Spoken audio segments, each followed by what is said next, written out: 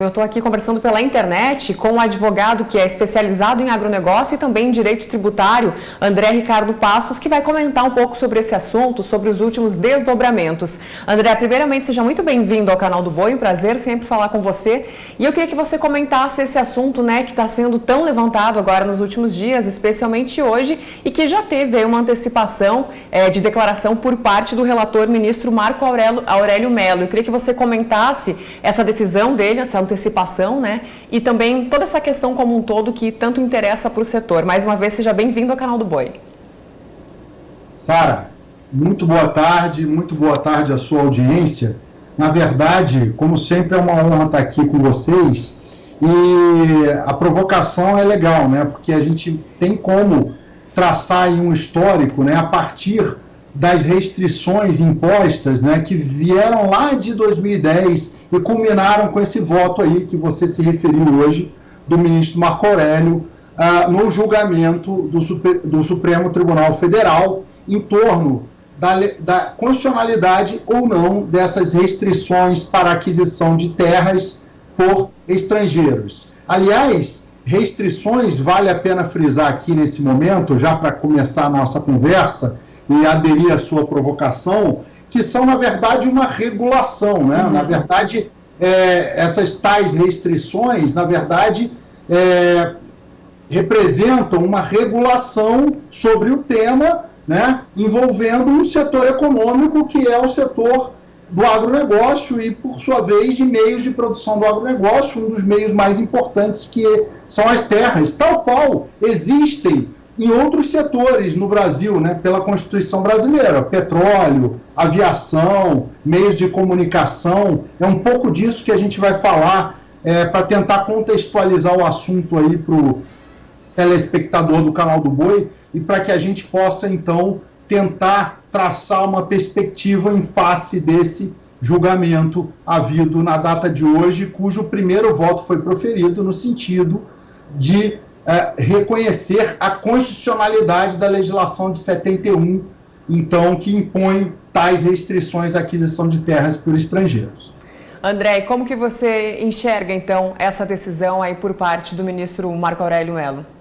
Bom, colocando em perspectiva essa decisão, como eu falei, aplica-se ao setor do agronegócio. Porém, tem tantos outros setores no Brasil em que você tem algum tipo de restrição de aquisição, ou operação, ou exploração, o nome que se diga, por estrangeiros, tal qual petróleo, tal qual televisão, tal qual aviação, como eu disse antes. A questão fundamental aqui é se essas restrições aplicar-se-iam e como elas se aplicariam no caso concreto. Vamos lá. Em 1998, aí eu vou voltar no tempo, hein, Sara? Você sabe que eu gosto de traçar o histórico das coisas. Havia um parecer da AGU, da Advocacia Geral da União, que trazia essas regras para petróleo, para televisão, para aviação, mas dizia o seguinte: olha, realmente há vedação para participação estrangeira, no caso do petróleo, mais especificamente. Porém, se a empresa estrangeira abrir uma subsidiária brasileira com sede de direção no Brasil, você vai ter, então, uma pessoa jurídica, um CNPJ brasileiro. E esse CNPJ brasileiro, então, vai poder explorar a atividade. O que seria vedado seria a exploração direta por uma empresa estrangeira daquela atividade, que a Constituição impõe esse regramento. Então, começa a primeira questão. Então, em 1998, já sob a égide da Constituição atual de 1988, você já tinha essa autorização via um parecer da Advocacia Geral da União, desde que essa pessoa jurídica estrangeira constituísse, então, um CNPJ brasileiro, uma subsidiária brasileira, e a partir dessa subsidiária brasileira, então, explorasse a atividade econômica que tem essa regulação constitucional específica. E ocorre que isso, em 1998, a gente está falando do segundo governo Fernando Henrique Cardoso. Aí vem o primeiro Lula 1, Lula 2, e aí, em 2010, já nos idos, né, do lulopetismo enfim, de outro governo, vem um novo parecer derrogando esse parecer anterior e dizendo, olha, na verdade, o que a gente estava dizendo não se aplica não, porque se você constitui uma subsidiária, né, uma empresa subsidiária do estrangeiro, você vai estar burlando essa restrição imposta, e aí, no caso de terras, especificamente, por uma lei de 1971, ou seja, uma lei da época, né, do Pra Frente Brasil, né, do Petróleo é Nosso, né, da época, que reflete, inclusive, uma preocupação muito grande com a segurança nacional. É uma legislação que fala que em faixa de fronteira, óbvio, uma questão de segurança nacional, você não pode deixar que um estrangeiro adquira terras, etc. Porém, o que ficou em aberto era se essa companhia que adquirisse e constituísse uma subsidiária no Brasil e que tivesse a sede de direção dessa empresa no Brasil, baseado inclusive num conceito da lei societária da década de 40. Veja, a lei societária brasileira, a lei das sociedades por ações, né, que gerou a Bolsa e tudo isso, é de 1940. Ela foi reformada em 1976. E quando ela foi reformada em 76, já depois desse decreto de 71, o artigo de 1940 que falava da sede de direção para os estrangeiros não foi derrogado, o que demonstra que, de certa forma, esse parecer da Advocacia Geral da União de 2010, que criou a tal da restrição, né, na verdade, estaria um tanto quanto equivocado. E aí vem a celeuma toda do mercado, vem o ajuizamento da ação, que culminou hoje no julgamento do Supremo Tribunal Federal. Não sei se eu fui muito longe, Sara, mas eu acho às vezes importante contextualizar para o nosso público, para a audiência, o contexto normativo em que isso se insere para que o pessoal possa entender bem quais são os próximos passos e os potenciais desdobramentos do julgamento.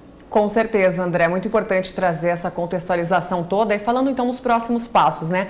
Considerando esse primeiro voto aí que foi antecipado, o que você está esperando do desfecho de toda essa questão em torno da venda de terras para estrangeiros?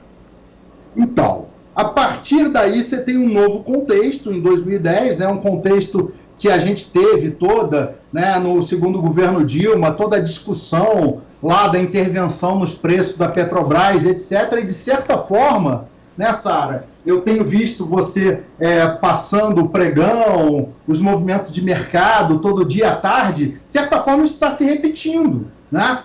A gente está assistindo, vamos dizer assim, uma brincadeira que o mercado tem feito, né? A gente está assistindo o lulopetismo na terceira fase, ou lulo-bolsonarismo, ou Dilma-bolsonarismo, ou o que seja, que faz com que essa forma de olhar, né, para a economia, essa forma de olhar para os meios de produção, retorne com toda a força. E aí vem o voto do ministro Marco Aurélio nesse contexto. O ministro Marco Aurélio é um liberal convicto, né? Na maior parte dos votos do ministro Marco Aurélio no Supremo Tribunal Federal, seja da esfera criminal, seja na esfera tributária, seja na esfera de gênero, seja na esfera da família, ele geralmente se atém a posições liberais. Quando eu leio hoje o voto do ministro Marco Aurélio, né, colocando e trazendo esse decreto, essa lei de 1971, né, e sem nenhum tipo de relativização dessa questão diante da Constituição de 88, ao contrário, dizendo que isso era perfeitamente possível, e esse tipo de restrição que era muito mais vinculada à segurança nacional daquela época, né, esse pensamento que agora retorna em relação ao petróleo é nosso, né, eu vejo que ele foge do padrão dele de julgamento. E daí, obviamente, o ministro Alexandre de Moraes pede vista. Ato subsequente, foi o que aconteceu no julgamento de hoje, porque para tentar entender o contexto em que isso está se dando. De certa forma, né, o Supremo, né, de tantas críticas, de tantos embates que a gente está assistindo aí do ponto de vista das instituições, o que é normal, essa fricção é normal na tripartição de poderes, é normal na democracia, ela é bem-vinda, mas de certa forma até o ministro Marco Aurélio, que é o decano hoje do tribunal, e é um liberal convicto, adere a essa situação. Então, o que eu vejo, talvez, nesse primeiro momento, é o ministro Alexandre de Moraes tentando chamar a questão à ordem e colocar isso numa outra perspectiva, até porque o Supremo, né, como legislador negativo, que a gente chama, tem uma função moderadora aí, né, desse ambiente de fricção que a gente tem vivido e que causa muito ruído no mercado, etc. Se entendia, obviamente, com essa inauguração da segunda fase do governo Bolsonaro, que ele então tem uma ascendência maior sobre o Centrão, etc., que a gente ia ter, na verdade, uma normalização dessas relações, mas isso ainda não se ajustou, isso ainda não se ajeitou, isso se reflete, então, no julgamento do Supremo Tribunal de hoje. Não sei se ficou claro para você. Com certeza ficou sim, André. Muito obrigada pela sua participação aqui conosco, pela sua contribuição, sempre um prazer falar com você. Eu que agradeço, gente. Muito obrigado e vamos aguardar as cenas dos próximos capítulos, Sara. Vamos aguardar sim e com certeza a gente continua acompanhando isso de perto e repercutindo aqui na programação do Canal do Boi.